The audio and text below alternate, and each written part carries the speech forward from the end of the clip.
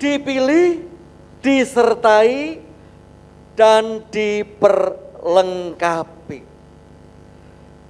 Saudara, 3 hal ini akan saya ilustrasikan seperti ini. Ilustrasinya.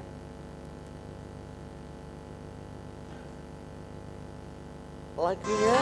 Aku anak sehat, tubuhku kuat, karena ibuku rajin dan cermat.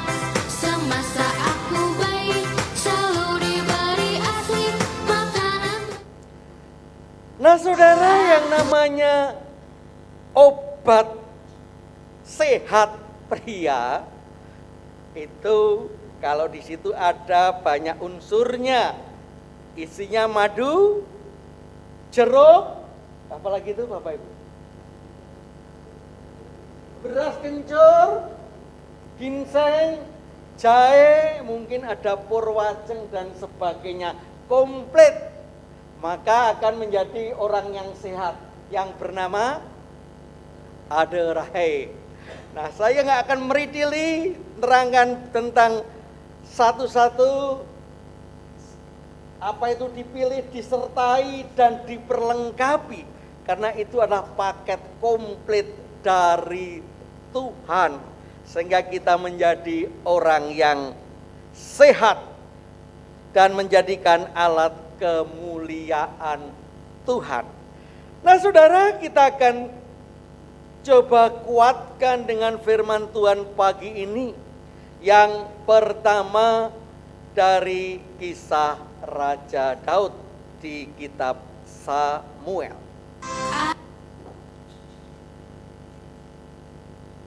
Apapun juga menimpamu, Tuhan menjagamu. Mari kita baca ayatnya. Apapun juga menimpamu. 1, 2, dan 3. Lalu makin lama makin besarlah kuasa Daud, sebab Tuhan Allah semesta alam menyertainya. Kita lihat perjalanan Daud yang sudah menjadi raja sebelah kiri dan masih jadi gembala di sebelah kanan. Saudara, kadang-kadang kita lebih senang menceritakan penyertaan Tuhan dalam suasana kebahagiaan. Ketika dianggap sudah berhasil menjadi orang. Kalau orang Jawa kan dadi wong. Padahal kalau kita menyadari bahwa bersama Tuhan itu selalu berhasil. Ketika kesadaran itu tidak kita miliki, maka kita pun mudah untuk menghakimi. Allah tidak memilih kita, Allah tidak menyertai kita, Allah tidak memperlengkapi kita. Bagaimana Daud yang sangat menyadari ilahi itu menyertai dalam multidimensi dan situasi. Buktinya hatinya selalu menulis puisi dan lagu-lagu. Itu energi tersendiri ketika menghayati situasi dan kondisi. Bahkan tulisan-tulisan Daud menginspirasi orang lain untuk meneladani, menyadari bahwa Allah itu selalu menyertai, memilih, dan melengkapi dalam segala situasi. Itu dituliskan, itu dilakukan, itu dipersiapkan. Jadi tulisan Daud bukan hanya dia saat jadi raja, tapi mulai dia mengembalakan domba, mulai dia juga disingkirkan dan tidak diakui. Itulah menyadari bahwa ilahi itu menyertai di dalam multidimensi. Itulah yang menguatkan Daud. Mari saudara, untuk dipilih, untuk disertai, untuk diperlengkapi. Sebenarnya pertanyaan kita, apakah kita sudah menyadari hal ini? Kitalah yang terlebih dahulu menyertai, dimulai dari diri kita sendiri untuk menyadari hal ini. Sehingga seperti Daud, dia tidak pernah berhenti menuliskan ungkapan-ungkapan hati bagaimana berjalan bersama Sang Ilahi. Itu yang pertama. Yang kedua, Oh Yerusalem, kota mulia, hatiku rindu. siapa yang menulis Bapak Ibu Mazmur ini? Siapa? Ya itu di atas sendiri itu. Wah, enggak. Dikecilkan dikit, kecilkan dikit. Kecil lagi.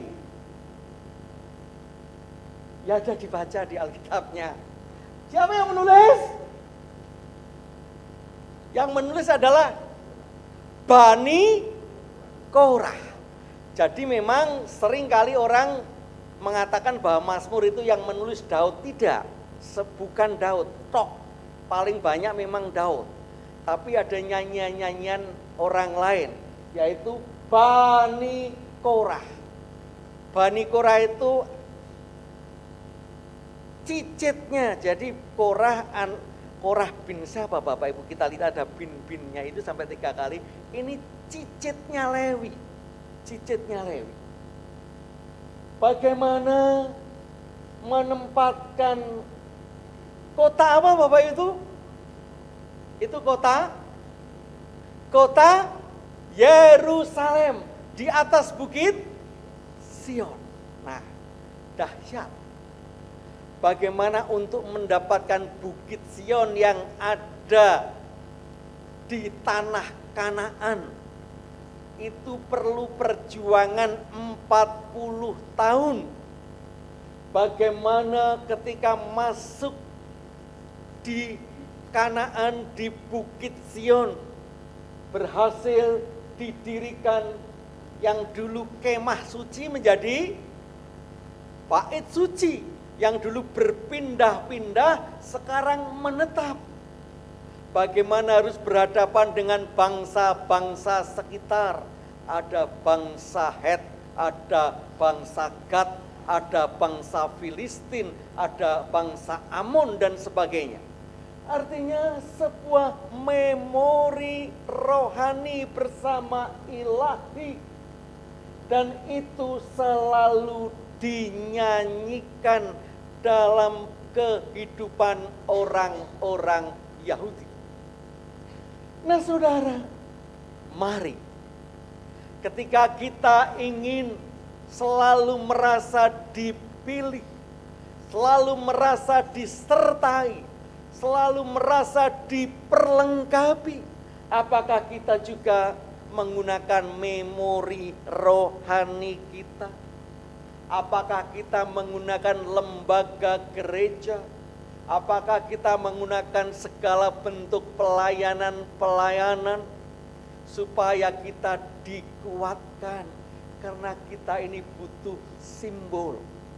Dulu saya masih ingat karena sekolahnya di SD Kristen, setiap guru yang bertugas mengajar jam terakhir itu mesti harus cerita tentang babat suci dari kitab suci 5 menit. Dari Kejadian sampai Wahyu, Perjanjian Baru itu diceritakan secara urut, diperkenalkan tokoh-tokoh Alkitab. bagaimana sayang kalau nggak kenal. Ada banyak kehilangan memori kita. Karena mungkin saat itu memang tahapnya baru diceritakan. Saat ini alat komunikasi, setiap orang bisa punya Alkitab. Baik secara manual, baik secara elektronik. Tetapi sayang, memori-memori duniawi semakin bertebaran. Alkitab kitab suci kalah dengan yang namanya Shopee. Nah, sekarang kalah Bapak Ibu. Jadi banyak memori-memori duniawi yang luar biasa. Hari ini jangan lupakan memori-memori rohani. Berikan kesempatan anak-anak kita ketika ingin mengenal Tuhan sedini mungkin. Karena ingat, memori duniawi saingannya luar biasa. Jangan mengeluh ketika gereja menetapkan katekisasi SMP sudah dimulai. Jangan mengeluh ketika ada banyak kegiatan-kegiatan, tapi inilah sesuatu tantangan yang kita hadapi bersama untuk tetap merasa dipilih, untuk tetap merasa diperlengkapi dan disertai Tuhan. Tuhan sudah menyediakan memori-memori rohani. Tinggal saudara dan saya bagaimana dengan bijaksana menggunakan regulasi ilahi itu di dalam kehidupan kita sehari-hari. Lalu yang ketiga, serahkanlah hidupmu padanya, serahkanlah seluruh persoalanmu. Dibesarkan. Baik, kita akan baca apa yang dituliskan Paulus pada Korintus 1, 2, 3. Tetapi jawab Tuhan kepadaku, cukuplah kasih karuniaku bagimu, sebab justru dalam kelemahanlah kuasaku menjadi sempurna. Sebab itu terlebih suka aku bermegah atas kelemahanku, supaya kuasa Kristus turun menaungi aku.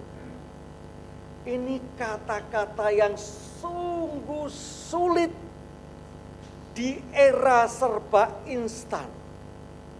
Sekarang kita mau apa? Makanan apa? GoFood setiap saat ada. Yang murah, bahkan yang ada promo gratis ada.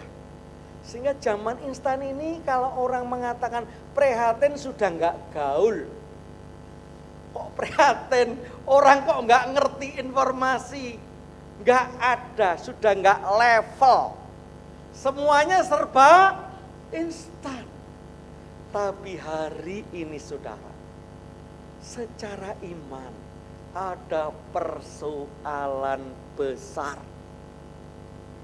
Ketika kita sudah terbiasa glek tinggal minum, maka ketika kita menemui kesulitan sedikit akan ke lain hati, ke lain produksi, ke lain instansi. Kalau bayarnya pas UMR, cari yang ada bonusnya dan fasilitasnya.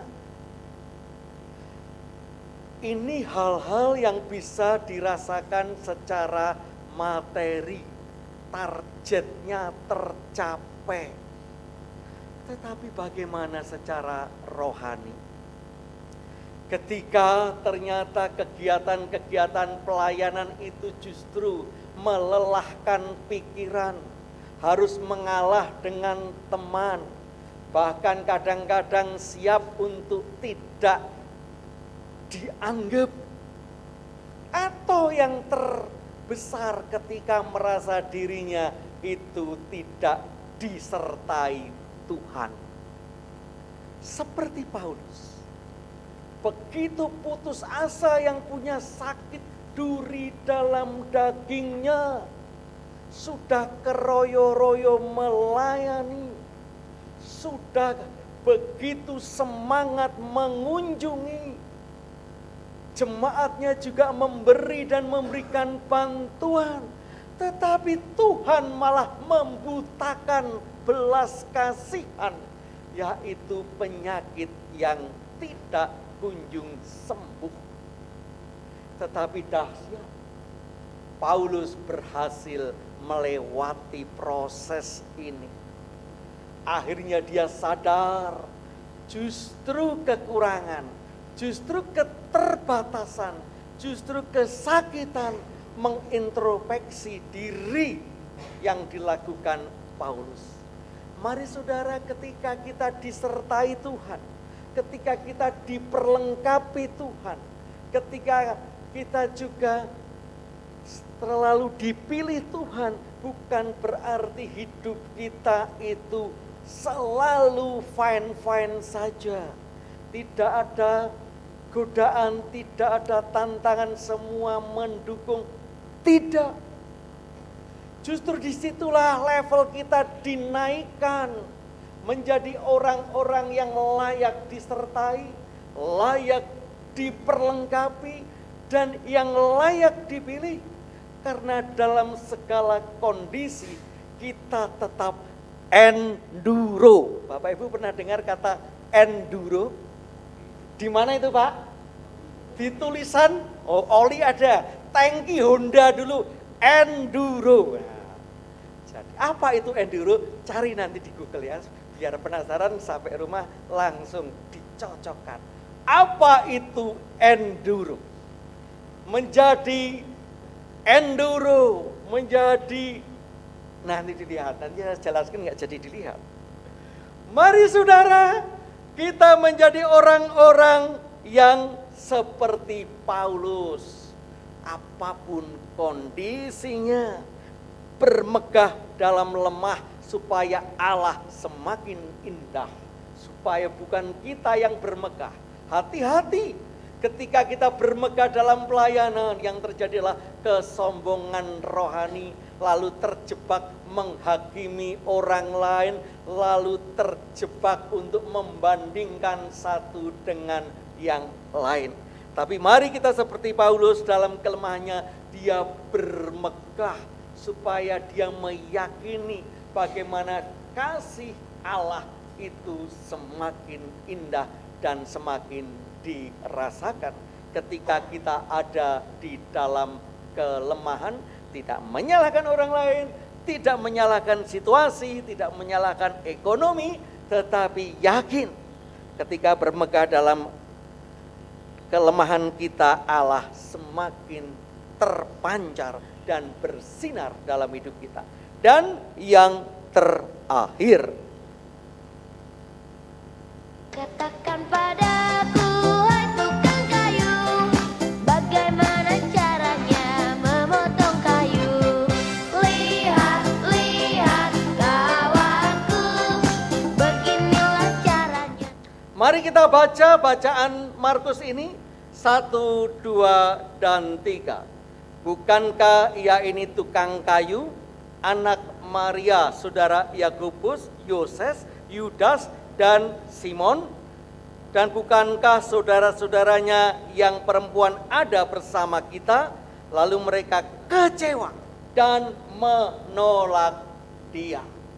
Itu kisah Yesus pulang kampung.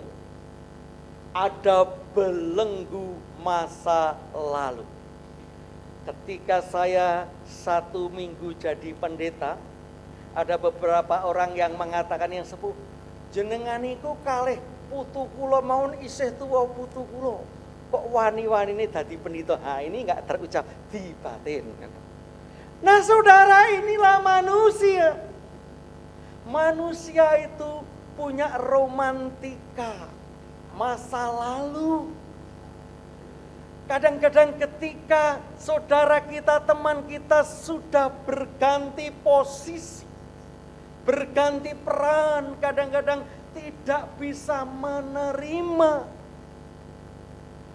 Itulah yang kadang-kadang tidak menyadari bahwa Allah itu menghargai setiap proses perubahan kehidupan. Tetapi kenyataan sering kita terbelenggu dan terpenjara. Seperti Kristus yang datang kembali ke Nazaret.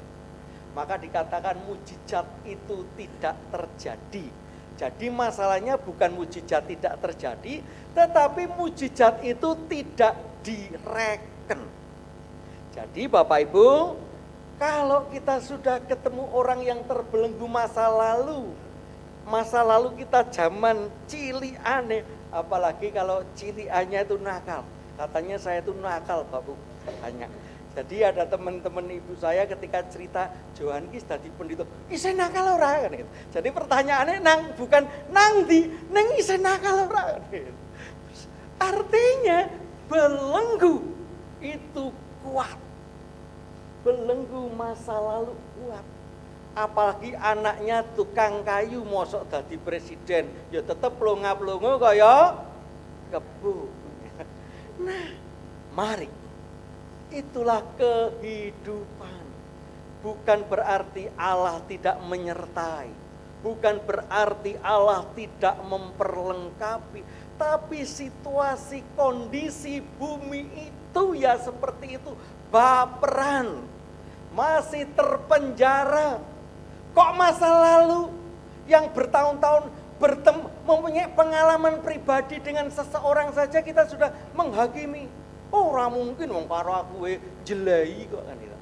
Jadi banyak orang terpenjara, sebuah spektrum yang lebih dikuasai oleh emosi, pengalaman-pengalaman pribadi.